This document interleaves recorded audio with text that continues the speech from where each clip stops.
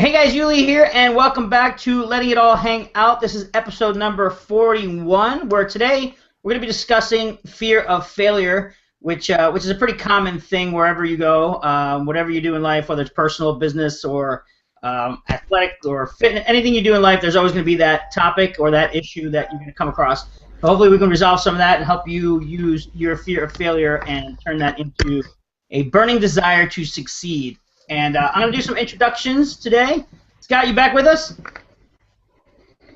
I think so. Can you hear me now? Yep. How are you doing there, Scott? Awesome. Yeah, doing good, thanks. Yeah, I've got I've at this nick of time plugged in an external mic. Don't know what was going on there. Good old technical problems. But yeah, looking forward to this hangout. Should be good. Cool. Awesome. Sandra Lemming from Down Under, who is running behind at 5 o'clock in the morning. How are you doing today? Pretty good, thanks, Julie. How are you? I slept in for half an hour more, and whole schedule's out now. You recycle. You'll get back to normal here in a second. It always amazes me that you get up that early. I have a hard time getting up that early at all. Sometimes sometimes it depends on what I've done the night before. If I've run late with my work the night before and I'm still up at 2:30 in the morning, I'll just keep working straight through until we have the hangout. And then maybe take a nap? Sometimes I do, sometimes I don't. There have been some days where I've worked straight through the night, jumped on the hangout, thought about going to bed after the hangout, but then a few things have happened, and so it's like, the next day before I get to bed.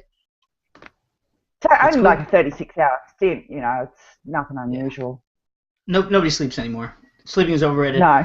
Yeah, and I want to welcome back Chris Gore from chrisandjay.com. We've had his partner on here quite a bit, and Chris just got back from the Falkland Islands. Isn't that right, Chris? Yeah, the Falklands. Yeah. Doing a little bit military operation out there. You were with the RAF, the Royal Air Force. Is that right? Yeah, that's right. So I did 5 months over in the Falklands.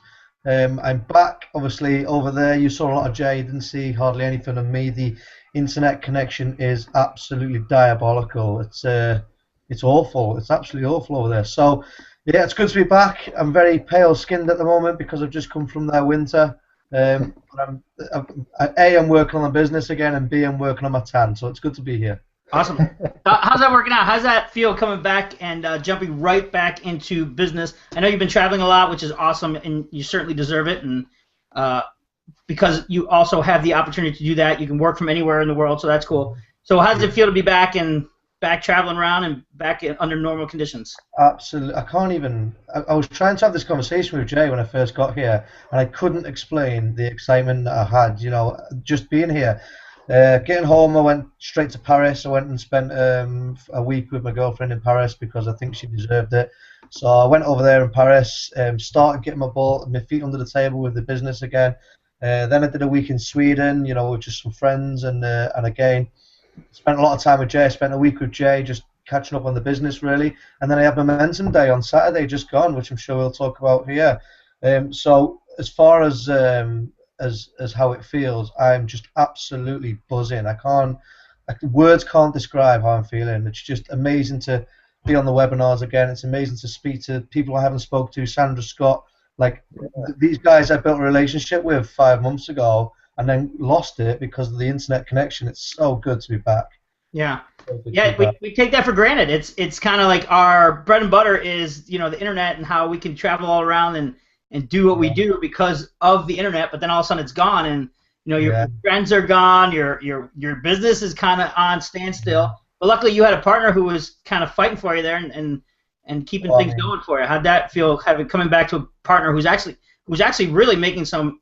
Well, the only internet access I had out there was on the military network, and he had access to my military email addresses. So every time. We heard a few months ago that when Guyanese land, when they get a sale, they do a little sale dance or a little sales dance. So what Jay was doing, and it doesn't matter where you are. You can be in a conference or in a meeting, but if you find out you've got a sale, you've got to go crazy and do a little dance.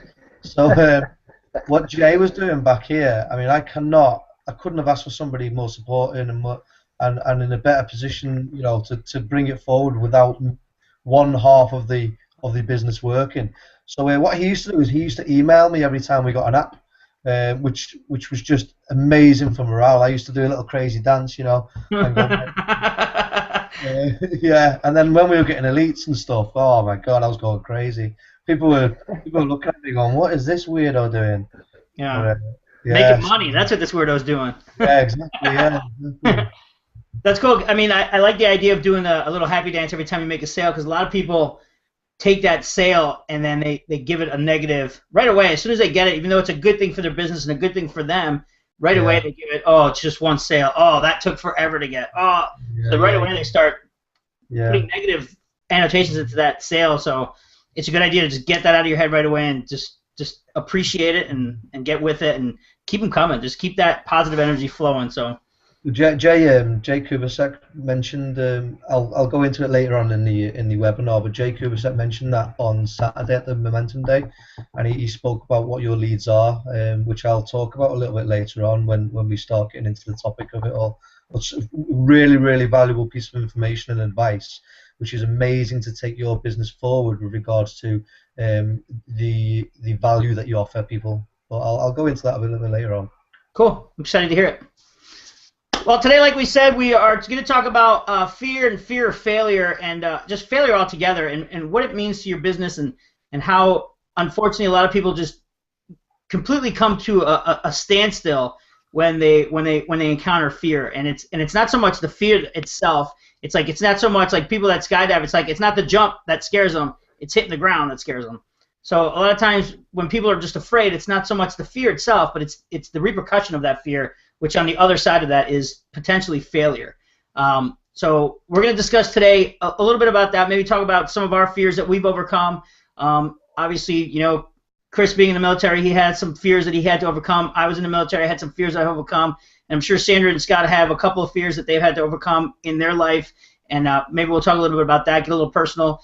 And as well, maybe steps to overcome them, how you know if you're in that position, and how to use that to fuel your fire to success and get you moving and just kind of get you in the right path. So is everybody kind of ready for this? Yeah, let's do it. Awesome. Let's do it. I just need to think of a fear I overcame. Yeah, I don't think you're afraid of anything, are you, Scott? I was struggling with that too, Scott. Yeah, what do you guys have at your family? It's no negativity day, right? Or no negativity household, is that what it is? He's banned, yes. Yes, negativity is banned. So I'm assuming that, you know, fear kind of goes along with that. So you're it's right in you're growing up, or you've been raised on avoiding that kind of like the military. Yeah, you know, Chris would fit right in.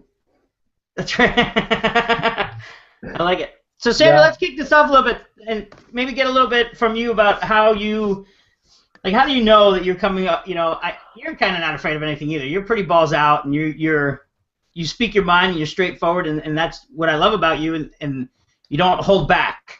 But a lot of people do, and just to kind of get an ask and kind of get the ball rolling, what's your idea on failure and being afraid to fail? Are you kind of one of those people that is timid, which I don't see, but maybe give your insight on how you feel about that position in general?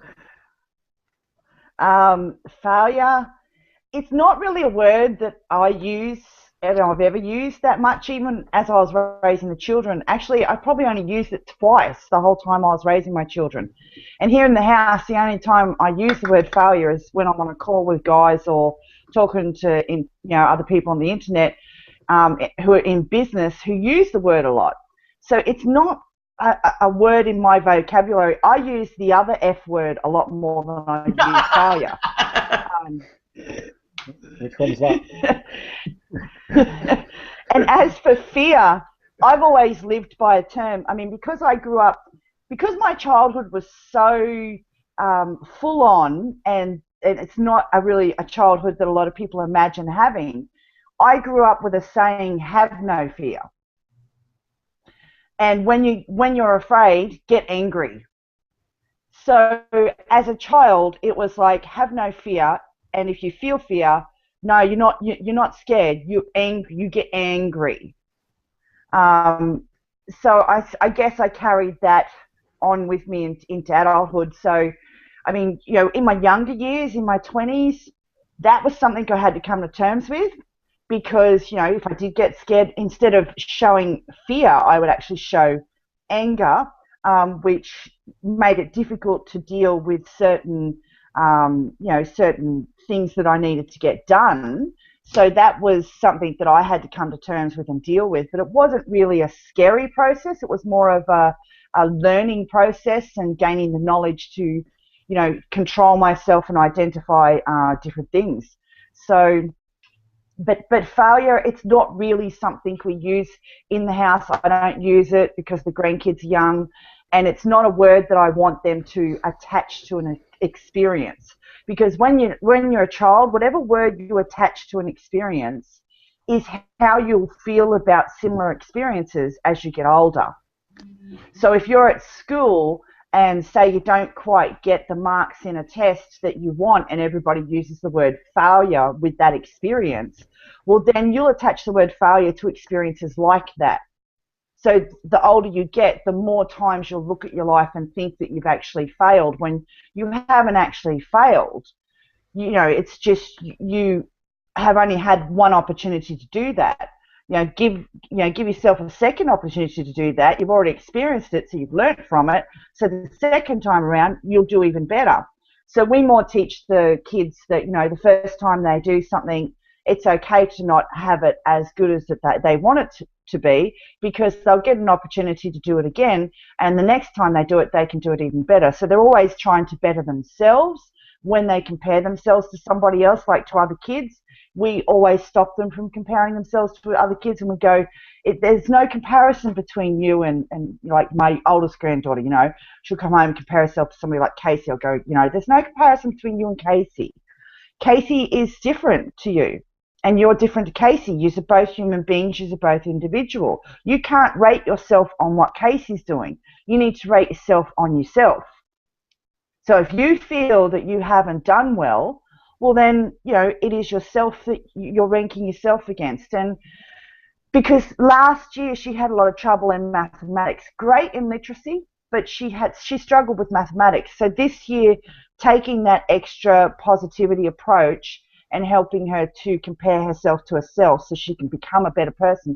So everything she did was to become a better person to herself. This year, we just had the parent-teacher meetings yesterday. She's actually, they're really happy with her maths now. She's improved by 70% on what they thought was possible. So, yeah, I try not to look at fear of failure as a fear. I look at it more as an excuse for a person not doing something.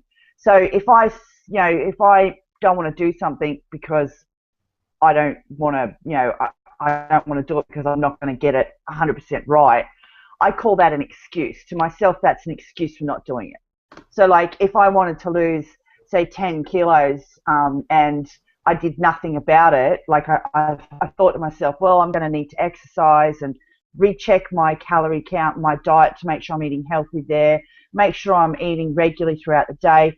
You know, oh, no, that's too much work. You know, it wouldn't be fear of failure. It would be laziness and excuses that would stop me from doing what I wanted to do. Yeah. The only fear I have is if a brown snake comes inside and rears up on its tail, then I'm going to be sitting here going, oh. Yeah, but you brought up a good point. Oh, here comes my dog. You brought up a good point regarding about the education system, where if someone takes a test, they fail, they don't get the opportunity to do it again. Give me one sec, Roscoe. They don't get the opportunity to do it again. They're just it's a fail. You're failure. So you take that with you because it's kind of very negative, and you feel bad about yourself. And you know, if somebody else finds out you failed, you feel bad that they might think worse of you. So in school, we are taught at a young age that if you fail, you don't get an opportunity to do it again, which is completely opposite in the adulthood and in business life. You fail, I mean, the word failure shouldn't even exist, like you said, because you can just do it again. Just keep doing it. I mean, if you think you're going in the right direction, if you think, you know, you're heartfelt about what you're doing and you're not succeeding right away, you continue to do it. You continue to try. But in school, they teach you from a young age, or you get your one shot at this test, and if you don't pass this test, you fail. And right away, you're already growing up with that negativity connected to the failure, to that experience, like you said. So the experience completely screws you up. So every time you take a test, you get nervous and you start worrying about it. And every time the word test comes up, you get nervous and then you start worrying about it and you self-sabotage because you almost start thinking to yourself, I'm going to fail anyway. What's the point of studying? And then that's where you get into that fear of failure and fear of actually moving forward.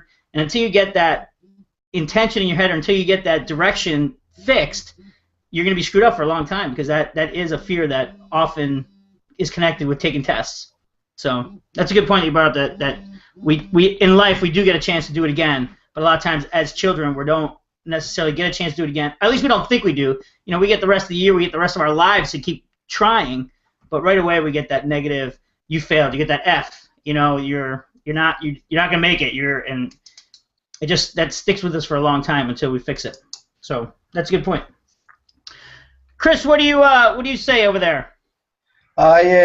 Firstly, I agree massively with what Sandra was saying, really, and yes, I would be petrified if a snake came into my room. But also, I think there's a couple of points I want to make on this. Firstly, I think Americans, I'm not too sure about Australians, Sandra, so maybe you can chip in a little bit, but I think Americans have got a different perception of fear than what British people have with regards to our upbringing, our social kind of etiquette, etc., etc. Whereas I think British people think about failure as, right, that's it, tools down, I failed, it's never going to work, I'm never going to try it ever again. Whereas my perception of, I mean, I may be completely wrong, but my perception of the Americans that I've come across anyway has always said, right, okay, I didn't achieve the goals that I wanted to achieve. However, what did I learn from it, and how can I take it forward to the next time I try it? And I think that is one thing, a massive thing I've learned from some of my American friends, and they've said there's no such thing as failure. There's only taking lessons. You haven't failed, you just learned a lesson. You're hanging out with some pretty smart Americans because not all of them think that way. All right. Yeah, and I think, in fact, Jay wrote a blog, actually. Jay, it's on chrisandjay.com's blogs. He wrote a blog on failing forward, and that's basically what he's trying to interpret there. Has been saying, rather than just downing tools and saying that you failed, think about what you can learn from it and take that forward to the next stage of trying to achieve whatever it is that you're trying to achieve. So that's the first thing that I'm a big believer in. And the second thing is like, I want to try and put like a description on the word failure, or on the word fail, and try and tie down, well, what is it? What exactly does the word mean? And what exactly is everyone's perception of it? And that's exactly what it is. It's just a perception. Like, the word failure or failing in reality is just your perception of what it is that you're trying to achieve. So everybody's map of the world is different. What you see and what you interpret, Yuli, is completely different to what I see and what I interpret. And what you would interpret as a fail, I may say, well, that's a great idea, I can move forward with this. So I think everybody's perceptions of that word or that association is completely different. It's not, there's no definite description of what it actually means. So then it just becomes a case of mindset, really. Once you realize that actually everybody's perception of failure is different, then it just becomes a case of mindset and a case of, right, okay, well, rather than treating something as a fail, I treat it as a lesson learned, and I use it in the next stage of whatever it is I'm trying to achieve. Yeah, that's a great point. Actually, I was listening to a podcast the other day, Hal Elrod, and I don't know if anybody knows the guy. It's the guy who wrote The Miracle Morning, and he said something very similar to, he said, fear is just like that. It's a perception. So change your perception of what the word means to yourself, and then change the results. Change your response to that fear. So you can be afraid of something, or be afraid of failing at something, but just change your response. So instead of being afraid of it, I say, hey, like, Sri says this a lot too. It's like, it's not an obstacle, it's a challenge. Yeah. It's actually, now I'm setting my mind towards achieving that. So he's not afraid of it anymore. He's actually looking forward to another opportunity to take another risk, to take another chance, to try something new. So that's absolutely right. It's absolutely a mindset, and that's the distance between where you are now and where you got to be. And how you were brought up, and that's the distance you got to shorten to get that mindset to change. Yeah. Great point. There's one last thing that Yeah. I use this all the time, and I ask myself one question, and whenever I'm faced with a decision to make, whether that is a change of career, whether that is I don't know what to do at the weekend, or with something that could potentially send my life in a completely different direction, or something that potentially will be uncomfortable for a moment in time, however the benefits will outweigh that. And I ask myself this question, and the answer to this question always determines the outcome. And the question I ask myself is, what's the worst that can happen? And I think if I can accept the worst possible scenario that could happen if I make that decision, the worst possible scenario, if I can accept that, then everything else is a bonus. So Yeah. if I'm making a decision to career change, for example, if I'm making a decision to live an online life and start an online business, and the worst possible thing that can happen, I've got a job at the moment, I've still got a contract. If the worst possible thing that could happen is it doesn't work and I go back to work and I continue getting paid a salary every month, if I'm willing to accept that, then why the hell not try and make it work? Why the hell not just throw everything into it and go for it? Yeah. Because That's a great point. yeah, so because if the worst case scenario is that I go back to my job, well, I was doing it anyway, Right. so I might as well crack on and do it. So that's the way I look at it. Yeah, it's they say that you say if you're afraid, do it anyway, and if you don't die, you just accomplish something a little different in life. What's the worst that can happen? Right. That's an awesome point.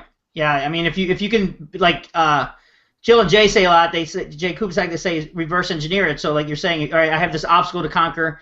So here's the worst that can happen. Let's reverse engineer it. So what's the possibilities? I can either succeed, or I can keep doing it, or I have to go back to work, or whatever the outcome of that result is. Yeah, exactly. Yeah, that's cool.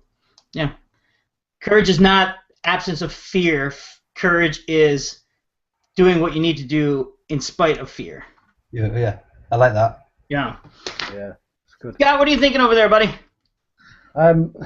If I'm completely honest, I don't have a lot more to add. I think you've covered the main points that I wanted to cover. But it's so true, isn't it? I mean, Yuli, you touched on earlier that this theory of failure, I think, is inbuilt from an early age. We go to school, we get those Fs, and they say, well, that's it. You failed.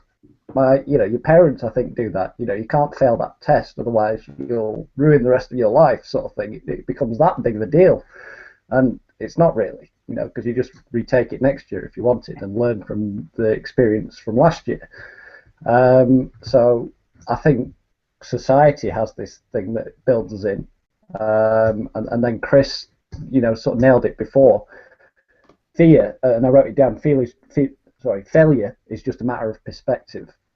How we deem failure in our own minds is, just a matter of perspective. Whether we decide that that's it, it's the end of the world, or actually, what have I learned from that, and how do I do it better next time? I think it's as simple as that. So I guess the only point I can add to the sort of mix is obviously we're talking of fear of failure, and I kind of liked, and I forgot who told us about it. I think J.L. Stewart or somebody certainly from the community. Was said whenever you fear something, you should run towards it. It's the thing that you should do first, and that it's the thing that you need to do the most. And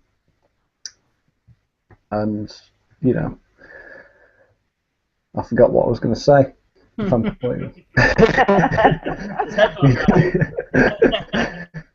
There's something about it tonight. I'm not quite switched on as normal, but you get what I mean. Yeah, absolutely. When you fear something, that's usually the thing that you need to do the most in order to move forward the most. And who cares if you fail? You can. It doesn't matter. Can I jump in there with you, Scott? Of course. I know the saying that you're trying to mention, and I don't know the exact wording of it, but I think we actually have the wording a little bit incorrect, skew-if, because the way that we're saying it, like the words that we're using, if you fear something, you should run towards it. I was just thinking, well, now if that actually worked in real life, we should run towards what we fear, well, then the world should be a much less populated place because most people I know are scared of dying. So most of them would be running towards death. Yeah, the big snakes. Yeah. So I should have more space to myself, and I shouldn't have to deal with so many people because most of them would be gone now because they'd all be running towards death. You see, but I do know what you're saying, but it's not quite it's not quite worded in that sense, but it's something to do with more along the lines of embracing what is stopping you from moving forward over the fence, sort of thing. So it would sort of be like an obstacle course if you're running an obstacle course and all of a sudden you come across this big freaking wall in front of you. It's not so much fearing what's on the other side of the wall, it's more fearing your own capability of getting yourself up over the wall. Yeah. So you're not scared of the wall itself, and you're not scared of what's on the other side of the wall. You're more afraid of yourself being able to get over the wall. And so a lot of people will they hit that point in their life all the time, in everything that they do, even at work. It's not so much of what they have to do that they're afraid of failing of. It's more or less themselves that they're afraid of, not being able to actually perform that task or as well as what they think they should perform it, or, you know, being able to actually get over that wall. So they actually they stop. That's where they stop, and they don't go any further. Mm. And their life plateaus out. Because you're right, a lot of people be running towards bears. If Yeah. I'm gonna run towards that grizzly bear. I'm pretty afraid, but I'm gonna run towards him. Yeah. I don't know if you guys get a lot of U.S. commercials there, but one of our big like Marine Corps commercials here is that Marines run towards the sound of gunfire, which doesn't make a whole lot of sense, but it's actually true. It's part of one of the SOPs. Is if you hear gunfire, you run in that direction, and that's one of the mental mind shifts that you have to come up with. In as far as where I was in the Marine Corps was, you have to get that mentality of running, like beating feet, you know, a lot, because that's what everybody wants you to do is run the opposite direction, and they're waiting for you over there. They don't expect you to run towards them. No one's ever prepared for you to run towards them. So in talking about running away from, running towards fear or away from fear, a lot of times when you're set up and you start getting gunfire, a lot of people set you up to where you're taking gunfire, but you run the other direction and there's more people waiting for you over there. That's their whole plan. They get all screwed up when you run towards them because they don't have anything set up over there. They're not waiting for you to come. Yeah. It's the simple pack of lion strategy that the enemy's using. Like a pack of lions when they're hunting, it'll be the lionesses that go hunting, and they go hunting in a pack. And one or two lions will leave that pack and chase the prey, the herd, that they're after. And it's not the two lions that are chasing them that they have to worry about. But it is, in the herd's mind, it is those two lions. It's actually, they should be more concerned about the direction that these two lions are steering them in, because the two lions are actually steering them towards the waiting pack in the long grass over there. So that's where that whole strategy in war came from, was watching pack animals and how they hunt. So, we have two guys over here, two or three guys over here, shoot some guns, and they'll all run in the other direction, and we'll ambush them. So. Yeah, it makes sense, because if you ever see in wildlife, you see the animals that don't run and charge the attacking animals. You'll notice that those are the ones that actually survive, because the hunters, they scatter because they don't want to be charged. They weren't expecting that. They were expecting them to run. So that's right. Yeah. Interesting concept, which I have. I wanted to read these out because these are what I just picked up from Psychology Today. I read these earlier today, and I wanted to kind of bring these up. And it's 10 signs of what you might. It's 10 signs to prove that you might have fear of failure. And I'm just going to read these out real quick. And sorry for, but this is coming from PsychologyToday.com. And one of them is failing makes you worry about what other people think about you. Number 2 would be failing makes you worry about your ability to pursue the future you desire. Number 3, failing makes you worry that people will lose interest in you. 4, failing makes you worry about how smart or capable you are. 5, failing makes you worry about disappointing people whose opinion you value. 6, you tend to tell people beforehand that you don't expect to succeed in order to lower their expectations. 7, once you fail at something, you have trouble imagining what you could have done differently to succeed, instead of course, learning from it, like Chris was talking about earlier. 8, you often get last-minute headaches, stomach aches, or other physical symptoms that prevent you from completing your preparations. So you get all anxious and anxiety, and like Sandra said, you're not afraid of what to do. You're afraid of that wall, so you just avoid that wall.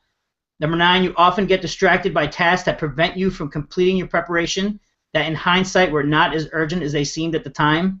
And number 10, you tend to procrastinate and run out of time to complete your preparation adequately. So those are 10 pretty accurate identifiers of if you have that mentality of being afraid to fail. Is that the one I pick out the most is that you avoid it and you start to procrastinate and you just start to avoid it, and then by the time you're done with it, and then you get used to that frame of mind and you start lowering people's expectations of your success rate and saying, I'll try, and use the word I try a lot. You'll say that a lot. I'll try, I'll see what I can do, instead of saying yes or saying no. If you can't do it, just say no. If you don't want to do it, just say no. A lot of people say, I'll try, and that's a sure sign of lowering somebody else's expectation. It's like, no, well, he tried. You know, it's not, you don't have that push, so you're maybe a little bit afraid to fail there. Yeah. So, yeah. We've seen it. I'll just jump in quickly, if you don't mind. We've seen it. Obviously, being over there in the Falklands, no internet access, and no kind of electronical devices or anything like that. I started doing a lot of work on psychology. A lot of work on NLP and transaction analysis, and Dr. Eric Byrne, the chimp paradox, all that sort of stuff. And I realised this because when I was over in the Falklands, the World Cup was on, the Football World Cup, or the Soccer World Cup, you guys call it, don't you? So the World Cup was on, and I remember watching an interview with Roy Hodgson, who's the England manager, and we were just about to play Italy, and he sat there and he said, well, if we've got a little luck on our day, and if we get the correct bounce of the ball, and they make a bit of a mistake, then hopefully, fingers crossed, we might be able to get something out of this, which ties into what you've just been saying a minute ago. That's real confidence there. Lowering expectations, you know what I mean? And I sat there going, why don't you just, for once, say, do you know what, guys? We're going to get the ball, we're going to pass it around, and we're going to have a bloody good go. Do you know what I mean? And fill them with confidence, because, like I said, what's the worst that can happen? It's the one question. If you go hard at just attacking and try and achieve the goal that you're trying to achieve, and the result isn't what you wanted to achieve in the first place, then you know what? You take some learning points from it, and no one's died, no one's been killed. What's the worst that can happen? Yeah, do it again. Yeah, I mean, you got to go for the best opportunity that you can. You got to embrace the fact that, okay, if I'm like, we're putting on this race this weekend, and I've got 2 partners in the deal, and one of them was like, well, we need to get to this number, and if we only get to this number, and then like 2 months into the registration process, we had like 10 people register. We still had 2 months to go or something like that, and he's like, well, we only got 10. I'm like, 10? That's awesome. I was like, we got 10 in a month. We got 2 months left. That's another 10 a month. That's 30. That gets us way closer. And he's like, well, we need to get to 100, and I'm just like, dude, stop bringing me down. Just because you have your own set of rules, don't bring those set of rules into my game. I'm excited if we get 2 people.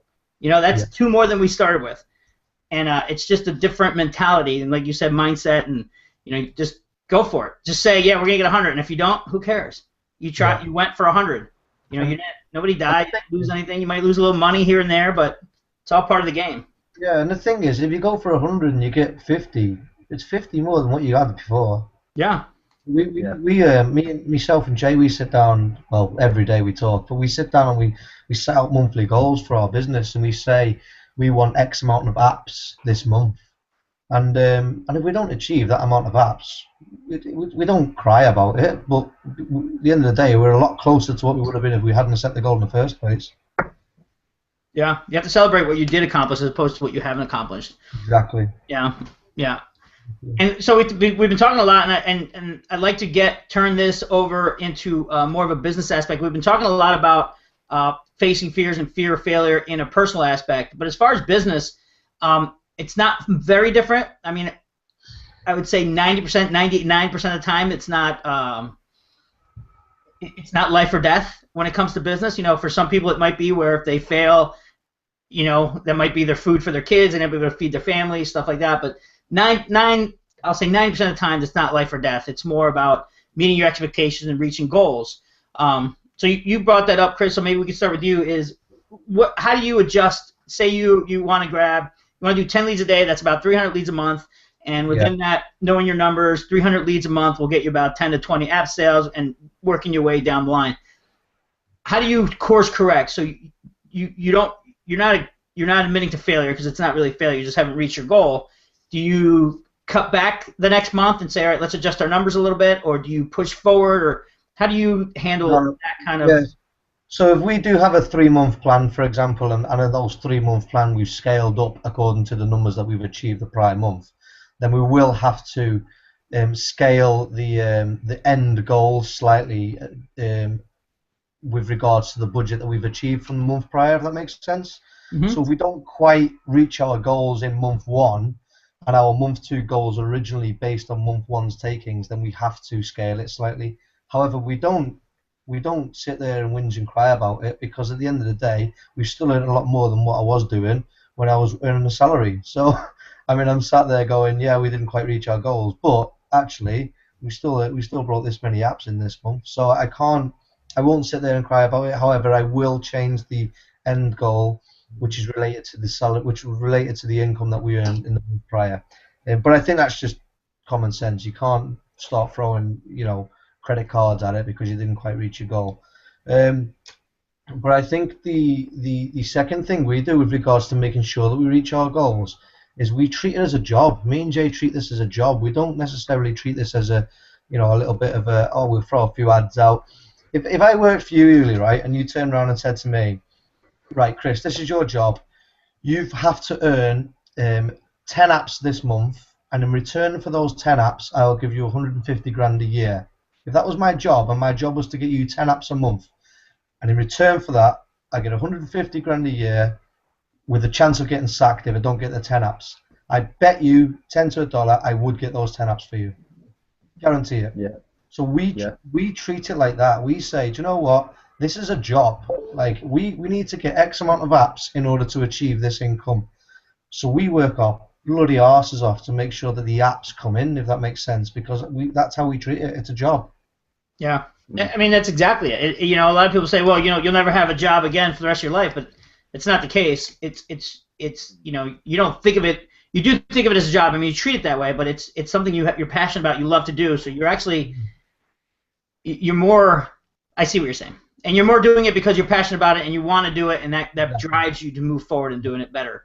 So that is the guy, and that's what I did. That's what I have on my whiteboard now. I just bought a whiteboard, and I have, the next 4 months, and I have my, my income targets, and for me to hit those, I have to do certain things that I normally wouldn't have done. So now I got to get past that and do it and treat it more like I have to sit down and, that 30-day marketing challenge by Stuart, by getting there and building that habit of, producing some sort of content, broadcasting. I'm taking a really excellent course now on email marketing and how to structure. And I put a link on there. It's not an affiliate link. I put a link on my Facebook page, and I recommend someone at least look at that free webinar. It's how to structure your email campaigns, and it's really good stuff. So it'd be cool to look at that, even if you're not into it. So there's certain things I have to do now in order to accomplish that, to treat it more like a business, and I've been doing that over the last 60 days, and I could totally see it totally different. Yeah, I mean, we since I got back from the Falklands, obviously we revisited the business plan and we revisited the goals, and obviously there's 2 of us again now, which is fantastic, and I think since getting that we've just got laser focus now. Obviously Jay did an amazing job while I was away. We had a little chat, I had a bit of a heart-to-heart as to where we were going with it, and that's what we did. And actually what we've done is I built a wall basically behind me. So what I said was, I've reached a stage now and I cannot go back any further. So I've built a fear whereby failing is not an option, if that makes sense. So the fear that I've built is I've handed my notice in to leave the military. All that secure salary, and the pension at the end of 30 years or whatever it is they give you. I built a wall whereby I handed in my paperwork and I said, right, I don't want your job no more. I've got to serve 12 more months, unfortunately, because that's just the way it works. But I built a wall to say that I have to make this a success because in 12 months I'm not getting wages anymore. And I used fear. So what I mean by that is I used fear to my advantage. Yeah, to motivate you. Yeah, I use that fear to motivate me because I know that in 12 months, well, it's actually 11 months now. I know that in 11 months' time, I'm on my own, like, essentially. Yeah, there's a saying, there's a storyline. Was it Cortez, and when they attacked somewhere and he burnt the ships behind him? Did anyone know that story where he burnt the ships and he goes, well, we can't leave now, so we got to take wherever they invaded or wherever they were defending. So they burnt the ships, they couldn't leave, so now they had to either fight, win, or die, and that's kind of what you're doing there, which is I hope I'm not going to fight and die, like. I'm sorry? I said I hope I'm not going to end up fighting and dying, like. But, no, you're gonna fight and win. Yeah, that's the principle I've taken with it. Yeah, you gotta fight and win. That's the whole object is to win, not to perish. That's for sure. But a lot of people in business, they're afraid to take that next step. You know, they're afraid of, like, say someone that's just starting in the internet marketing or network marketing or in the internet space or home business field. They're afraid not only for what to expect, but they're afraid of failing in the eyes of their loved ones, their friends, their families, their spouses, their employers. You know, like a lot of people, like I think it was Stuart maybe talked about how his employer was like, oh no, it was Jay. He says, hey, I'll see you back in a couple months, and he was like, no, you won't. You know, because right away people expect you to fail. Nobody wants you to succeed because you kind of leave them in the dust. You know, you're like, well, if he succeeds, then I'm stuck here by myself, and I'm stuck with this crummy job that I don't want. So a lot of people are afraid to say, yeah, I'm going to try this new venture because they're afraid that someone's going to be like, I told you so, told you it was a scam, told you it doesn't work. You know, so they're going in with this mentality. So Frank Kern, and I don't know if you guys know, I'm sure you do know Frank Kern, and everybody's watching knows Frank Kern. He said you have to suspend disbelief just once. All you have to do is suspend disbelief one time. Take that step regardless of how afraid you might be of ridicule or, you know, losing money or you're getting scammed. Just suspend that disbelief, and you'll be surprised at what amazing doors open in front of you every time you take that step. So that's one thing I've always taken from him. I forgot what program I listened to his, and that was a very powerful statement. It said, just stop believing that you're going to get scammed. Stop believing that you're going to fail. Just who cares if you do? Just take that step. Just take that next step, and amazing things will happen. And I've held that pretty close to my chest, and I've done that in business a lot. Like if I don't make some money and I still have to do some marketing, it's like, all right, is that extra $500? Should I wait, or do I take that extra $500 and throw another campaign on the table for this month? And a lot of times it's I have to do it. I have to just suspend the fact that it didn't work last time. Now let's try something new and let's do it again. So I'm a big fan of that. Scott, how do you work it? I'm sorry, who was saying something?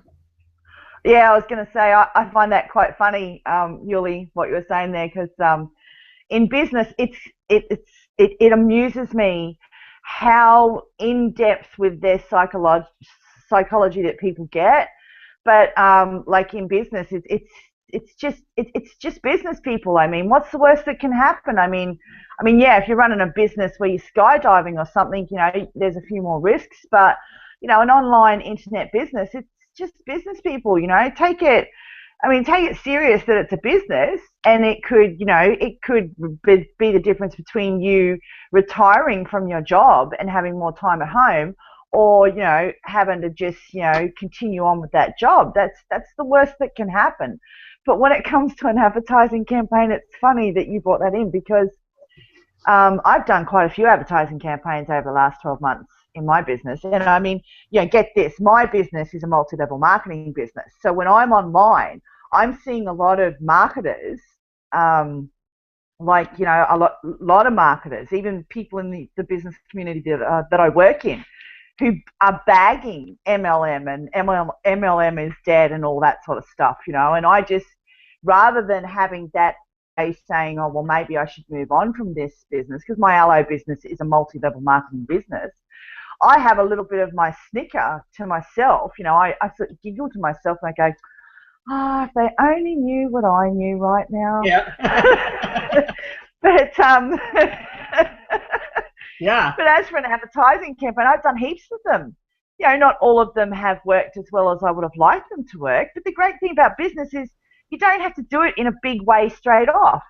Everything in business is scalable. You can start as small as you want. So when it comes to an advertising campaign, you can start with as little as $5 and test it. If it looks like it's going to be a winner, well, then you can put more money into it. And if it then 100% proves it's going to be a winner, well, then you can slam it in a big way and gain the profits off of that you want to gain. And that's the beauty about running an online business.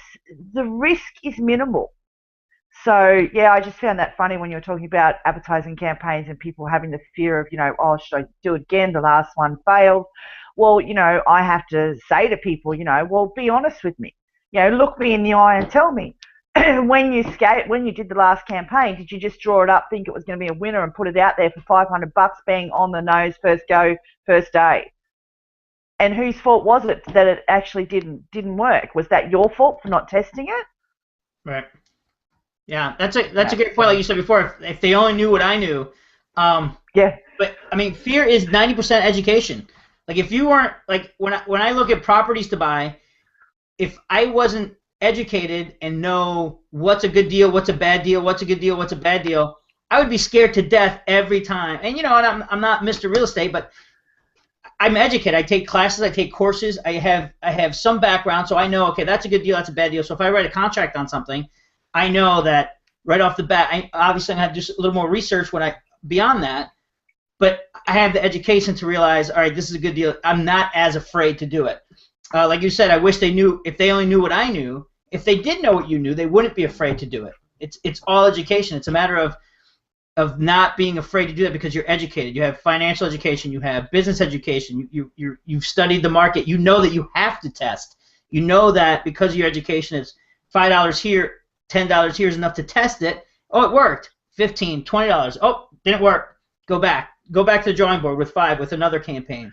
So it's all education and knowing that you have the ability to test the market and learn what you need to learn. And if you don't know it and you're afraid to do it, get some education and then go do it, which is a big part of a lot of things that people don't understand is that you don't have to be afraid forever. Just learn how to do it. Find a mentor, find a coach. Find a book for crying out loud. Do something to get you to the next point, to take that next step. Because if you stand there afraid to take that next step, you're really not going to. You're going to be in the same place you are now in a year from now, and that's the last place you want to be. Obviously, if you're not content with where you are. So, what's your take, Scott? What are you thinking over there? Yeah, I mean, so I do a lot of consulting for local businesses, and I can perfectly relate to the whole thing. And one of the things that I saw a pattern with, even before doing it, was that people in this online world especially fear marketing for some odd reason because they think it might fail. You hear a lot of people and they're not getting the results that they want, and it's like, well, how much, what's your marketing budget? How many leads have you generated? These sorts of questions, and they're not doing it. So, and you're kind of trying to add up the two. Well, if you're not doing that, then how are you expecting this result?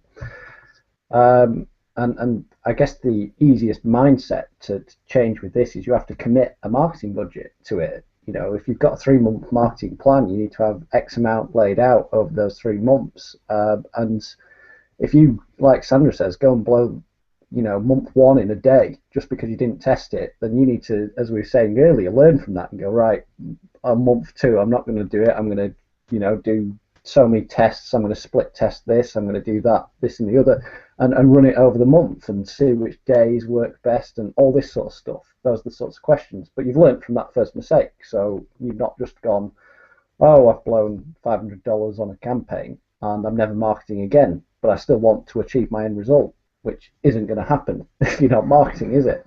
And to relate it back to the local businesses thing, I've just, I forget if it was yesterday or the day before, I had an email from a client who we were running a campaign for one of their websites. New launch, it's a sign-up based site. I don't need to, I guess, talk about the exact details, but we've been doing it about a month, and she'd spent about 250 quid, so about $400 or something, I guess, equivalent, and we generated 10 subscribers to the website. And I took, we were talking earlier, Yuli, that, I was like, yeah, that's good. Yeah. One, I said, we've got 10 subscribers. 10 people have decided that they want what you've got, they've subscribed. We have $400 worth of data in terms of marketing. I say, we do, obviously it's $40 a subscriber at the moment, so how do we draw that down? How do we make that $30? How do we make that $20 a subscriber? I said, this is the sort of process that we need to go down. But the email I got was basically shutting down the campaign. She thought too much sort of thing to be spending, and was going to try some free methods instead, which is something you hear a lot about online as well. So people fear failure, but at the same time, in Especially this if it's attached to money. What was that? Yeah, people Especially are if just it's attached scared to of money. I mean, you saw 25 or 10 subscribers for that amount of money as a value. She saw it as, unfortunately, she saw it as a negative. She saw, well, that's not worth it to me. But what she's also not realizing is, lifetime value, and she's not valuing all those other things that are important to those 10 subscribers. That one subscriber can buy something from her that's worth $2,000. She doesn't know, so it's she's not giving it enough time, again, because of the education, and she's afraid to move forward because it is attached to money, and unfortunately that's a driving force for a lot of people. Yeah, and there's probably a lot of people that have probably had the same sort of thoughts that might watch this webinar and think, oh, well, I've spent so much on my advertising budget, it didn't generate any sales from it. People want things instantly, don't they, all the time? It's odd, if you spend money, you expect money back, but it doesn't always happen. And even if you created an advertising campaign and generated 10 leads, for example, for our business, then you have an asset. You have 10 leads. It's all a good thing. You've not failed. You just need to work out how to cut down the cost, and how do you then give value to those leads and do all the other bits and pieces. Now, build a relationship with those leads. There's more work that needs to go with just getting those leads, and it's something you have to nurture. Yeah, you've not failed. You've succeeded in generating 10 leads. Yeah. Open up another avenue. Yeah, you've proved that you can do it, but now you just need to refine it, become a proper marketer in certainly our business, and I guess it can relate to anything. You just got to keep on going, basically, and commit was the sort of point I was making. Marketing is the lifeblood of most businesses, any business probably, and you're not just you can't just sit there and wait for it to come to you. There's very few businesses that sort of do that, such as the petrol companies. People still need to drive the cars. They don't need to do a lot of marketing, but most businesses have to market, and if you're in business, and certainly in the online world, you need to be driving people to the website and generating those leads and subscribers and being committed to that. 3 months is probably minimal sort of commitment on that sort of front. So yeah, that's all I could really add. Yeah, you got to commit. That the commitment is actually something that's going to drive you to move forward, get more education, figure out what you need to do, hire someone like Scott, or hire a consultant, coach, someone that's better at it than you are, and get you past that sticking point. So that's something that's a big motivator. But money could be a motivator, and money can be a deterrent too. So that's a fine line too. As soon as you start pushing money towards something like an online business, and it doesn't work right away, you start to fear failure. You start to get a little afraid, saying, okay, now I'm just throwing money at the wall and it's not sticking. And unfortunately, a lot of people, like you said, want instant gratification. They're not giving themselves enough time to let that process. They're not respecting the process. And it's because they don't understand the process. They don't know the process. They don't know how long the process should take. And it's right away they quit and it's over and they failed. But they just don't understand that they didn't really fail. They just, like Edison, he just figured out what not to do. So 10,000 different, you hear the story all the time when it comes to this. He just found 10,000 ways not to produce a light bulb. But he stopped.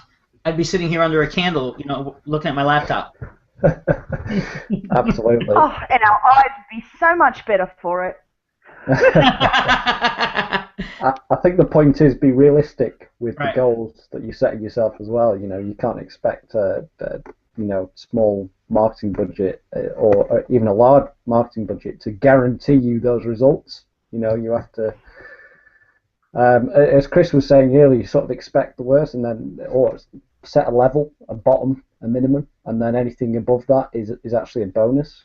You know, which is a good mentality. Because the best way, I guess, to overcome failure is to figure out the ways to overcome it, and looking at all the positives and setting yourself goals and doing that sort of stuff, I think really does help. Yeah, you overcome failure Find by the silver lining. You have to. We teach the kids. Yeah, we teach the kids that. Find the silver lining in everything. If somebody comes up to you at school and shoves you and calls you bad names and then walks away, sit down and find the silver lining in that. Even if that was, that was pretty cool. When she shoved me, I didn't actually fall down on my ass. I stayed on my 2 feet. There's the silver lining. So we teach the kids to look for the silver lining in everything. And we also teach our kids, I don't know if anyone else teaches this, but it's sort of been my policy when it comes to money, because I've seen money do some disastrous things to people. And I mean, hell, at the end of the day, it's just money. You can't take it with you, people. When you drop dead, it doesn't matter how much money they put in your coffin, it's still going to decompose and the freaking bugs are going to get it. And if you're getting cremated, well, there ain't going to be much left of your money anyway. So, it's just money. So, money rules the world today. What's the best part about money? The best part about money is spending it. Spending money is an awesome feeling. I mean, you think about it. When you go down in the shop and you're going to grab a couple things and then you see some other stuff and you go, oh, I wouldn't mind that, and you grab that. Oh, I wouldn't mind that, you grab that. Christmas time, you spend money, you're buying gifts for people. The fact that you're spending that money and you're buying these gifts for people to make them happy, you feel really, really good. Spending money is awesome. And so just flow that over into your advertising campaigns. And you'll be happy to run your advertising campaign week in, week out, and you just make changes as it goes along. If it gets a bit stale, you'll spruik it up a little bit. You put it on pause, spruik it up a little bit, and keep it going. Because spending money, people, is fun. I like it. If you don't spend it, my wife loves the government's going to get it. Yeah. My wife thinks it's the funnest thing in the world. You hear that a lot, eh? Yeah. You can't take it with you, so Nope. you may as well use it. No, certainly can't take it with you. And I spend it like I can't take it with me. That's for sure. But you're right. I mean, you're spending in a marketing campaign. You're actually you're investing money in your education because you're finding out what works, what doesn't work. And once you find something that does work, you could scale that to the moon, and then you just run with it. And then spending money is actually making money, because then you're investing money into this campaign that's working, and it just keeps working, and that'll work for as long as it works. And once it stops working, you do it all again. So that's why it's such a great business model. You're investing in your education until something works, and once it works, you just scale it until it doesn't work anymore, and you do it again. And that's our business model. That's it. That's what we do for a living. Yeah, especially when it comes to business. I think that's a good word, investing. You never spend in your business, you invest. Absolutely. Yeah. So, Chris, you were talking about a little bit earlier. You're going to touch base with us a little bit about Momentum Day and get a little bit insight of what happened there, because I don't think anybody. Scott, were you there? No, I couldn't do it, unfortunately. Yeah. Gutted, but I want to hear the insights. Yeah. What are some of the takeaways you got from this momentous event? Because I've been hearing some really good stuff. It was unbelievable. It was absolutely unbelievable. I mean, the guys, our mentors, Jay and Stuart, are just. I mean, what they don't know isn't worth not knowing. Isn't worth knowing, to be perfectly honest with you. So, first things first. Jay got up, and you know what Jay's like. He's very philosophical. And, he talks about mindset and all this. I'm very similar to the conversations that we're having here. And he spoke to us about the kind of 7 phases to success, essentially. And it's essentially, the way he explained it is, it's a journey. It's a journey up a mountain. And I've got my own little metaphor to the lesson that he gave, and basically about say about 8 years ago, I used to compete. I used to do mountain marathons for the army about 8 years ago. And what happened was, we used to basically get a start position, and we used to hit a certain amount of peaks in over a weekend. And we used to have to go over like 15 peaks. It was, you know, up mountains and all this sort of stuff. And what happened all the time was, I don't know if anyone's ever done any mountains in the past, but what happened was you run up the mountains and we'd get to this peak, and, you know, glorious weather, the sun's beating down on you, you're just about to run out of your water, you're sweating, you're absolutely hanging out, and you think to yourself, it's okay, because that peak there, that's where I get a water break. And you get to the peak and you realize that it's a false peak. It's you know, it's one of those things that pitters out, and you couldn't see the real peak which is behind it.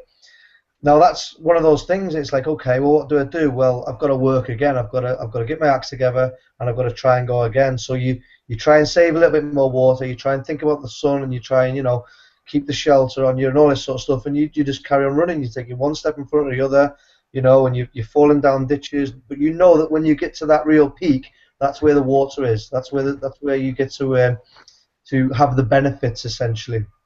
And the point I'm trying to make is that you never know when success is going to be there. You never know when you're going to get to that point of success.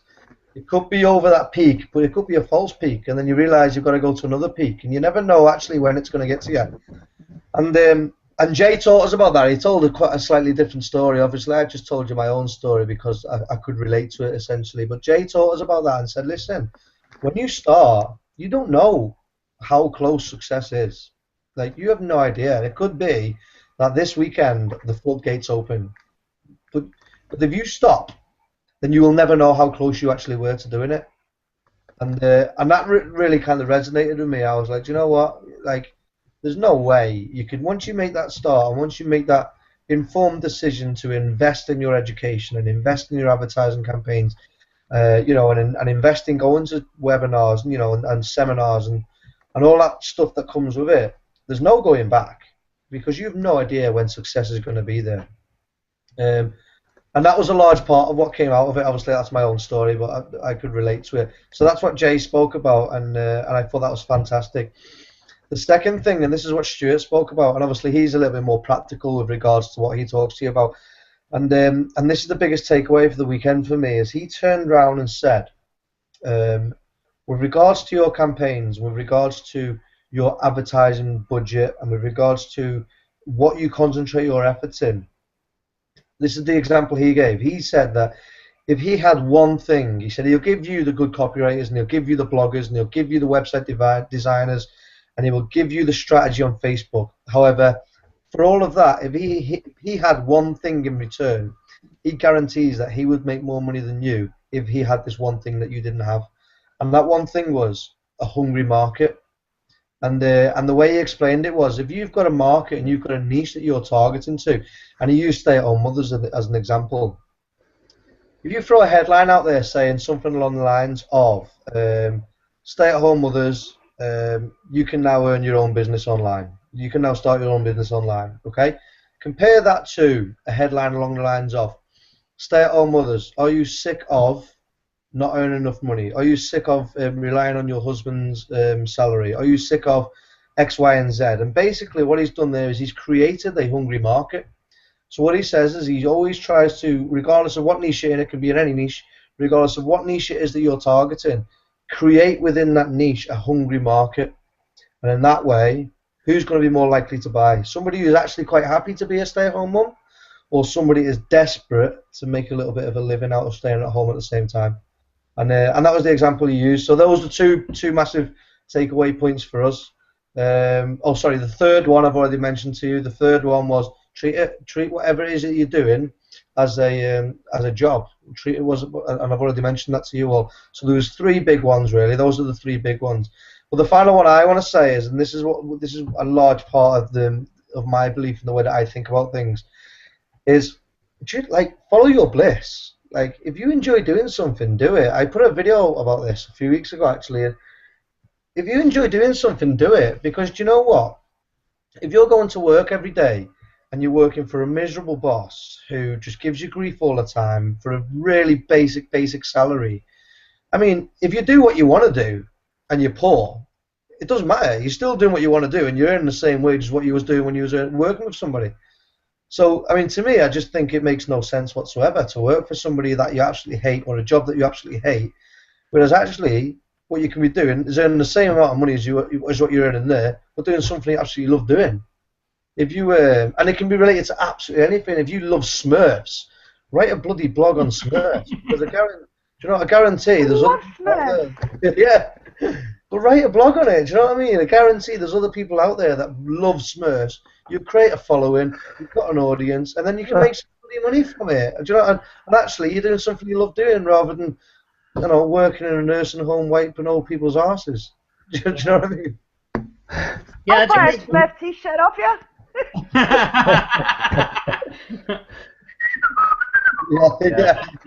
Yeah. Like you said at the beginning when you were saying that what Jay was talking about is that you never know how close success is. That's so pertinent. It's so like in business there's no finish line. You just got to keep running. Yeah. Like, there's no finish line. Just keep running. Yeah. I mean, you're never done. So why are you stopping? Why are you quitting? How can you think that you're done? Quitting means you're done, and there's no done. Exactly. Yeah, that's awesome. I got to get to one of these momentum days.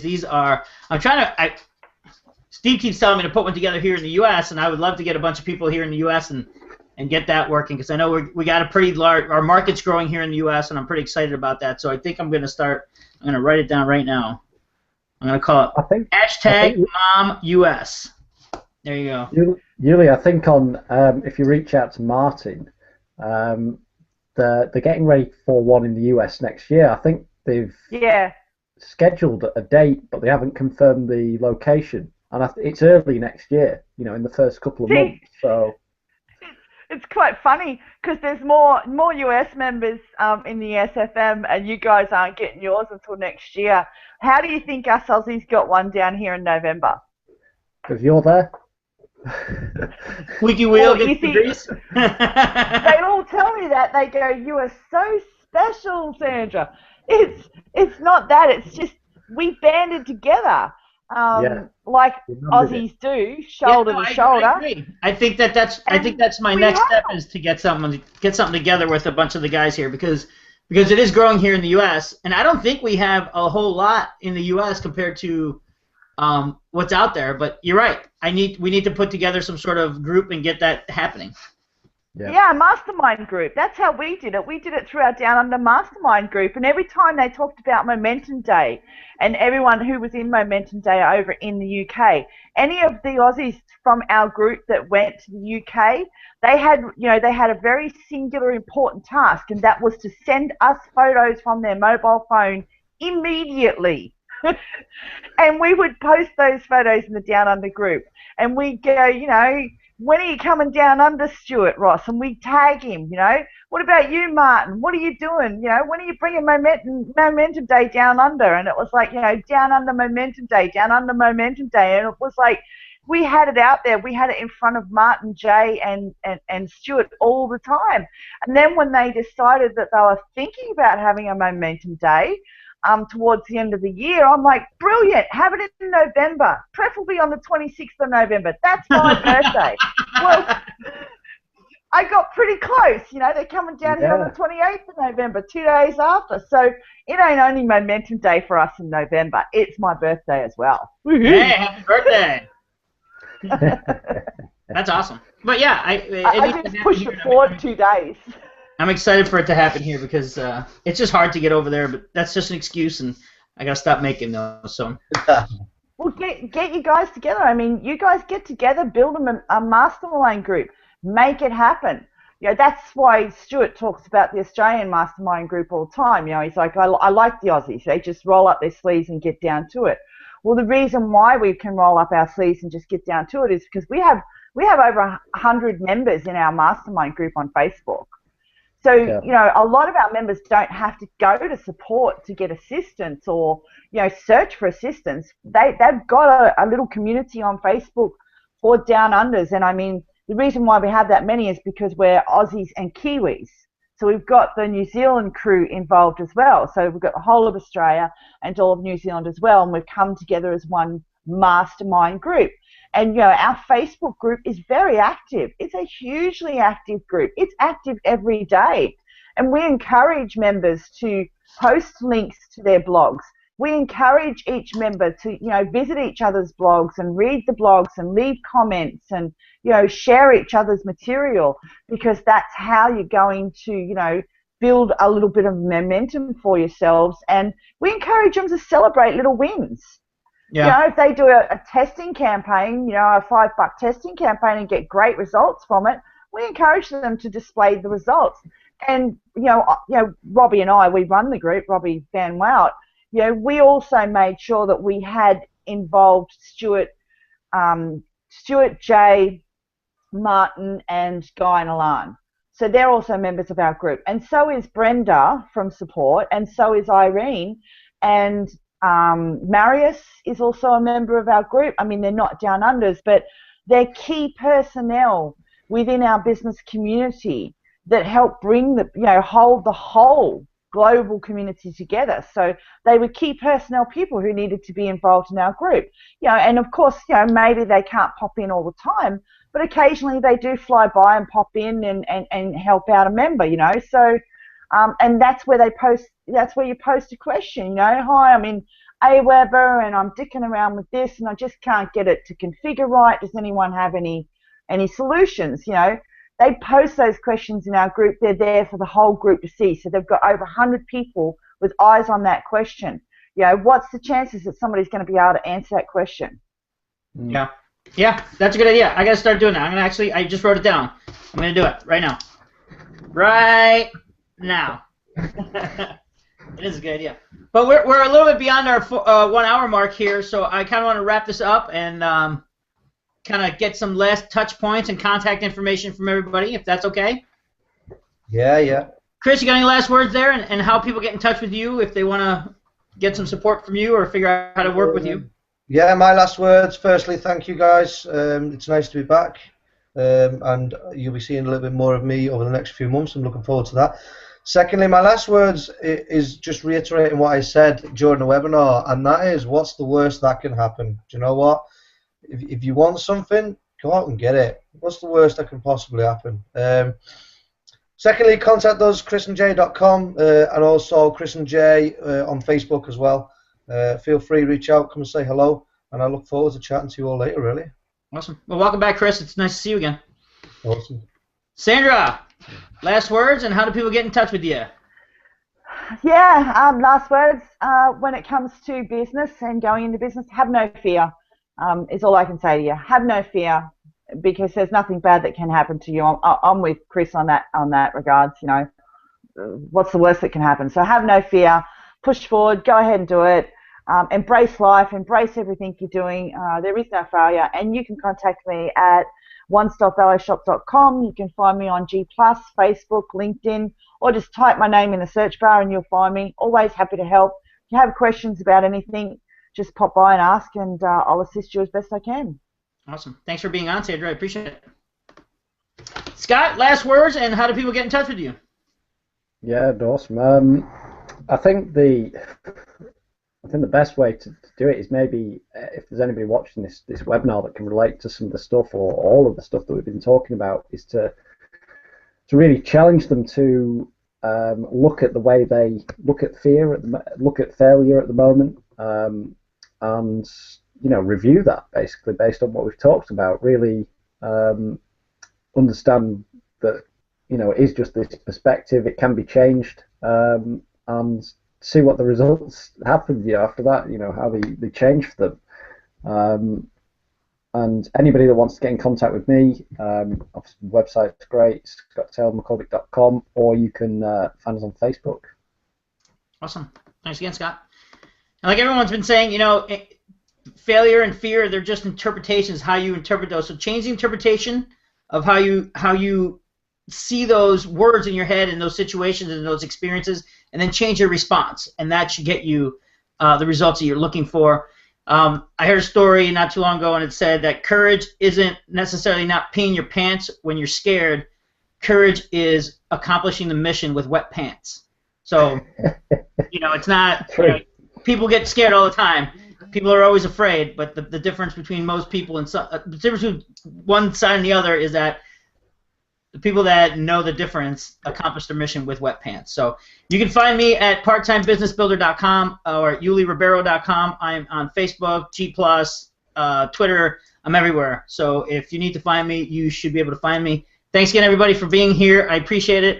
Scott appreciates it. We can't do this without you, so I appreciate everybody that's watching. I appreciate all the panels, and it's great to see you guys again. And we'll see you next week, same time, and we're going to let it all hang out then as well. All right, guys, thank you very much. Have a great week. Yeah. Take care. Bye now.